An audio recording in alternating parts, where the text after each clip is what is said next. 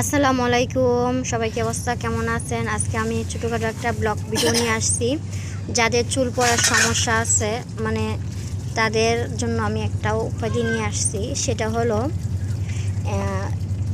আমি তেল বানাবো, মনে করেন যাদের চুল পড়ে যায় তাদের জন্য, আর মাথায় খুশকি হয় তাদের জন্য। তাই এই তেলটা তৈরি করতে আমার কী কী উপাদান লাগছে।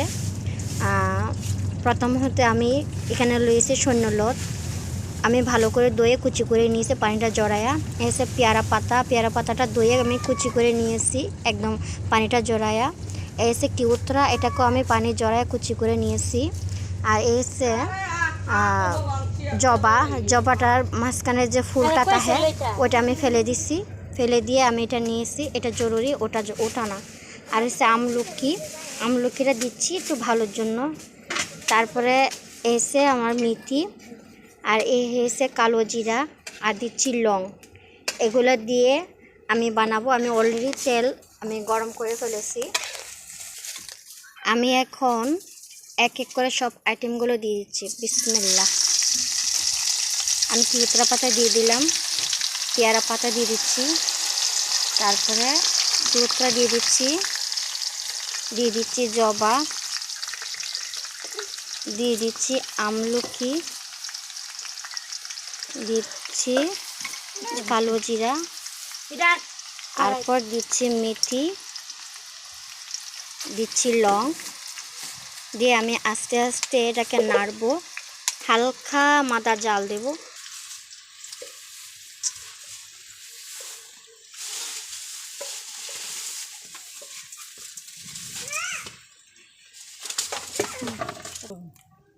আমি এখন এগুলাকে নাড়িয়ে দিচ্ছি আস্তে নেড়ে।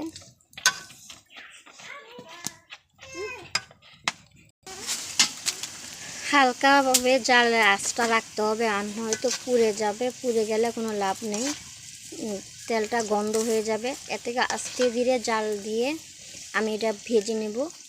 যখন এক ধরনের সবুজ কালার উঠবে তখন আমি এগুলো সবগুলো নামিয়ে নেব। আমি এটাকে আস্তে আস্তে আস্তে আমি নাড়া দিচ্ছি যাতে পুড়ে না যায়।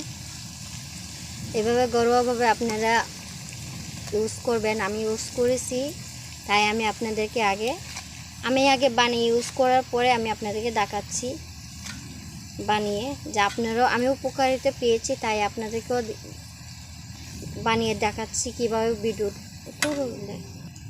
ভিডিওটা বানিয়ে, যেহেতু আমি উপকার পেয়েছি এভাবে তেলটা বানিয়ে মাথার মধ্যে দিয়ে।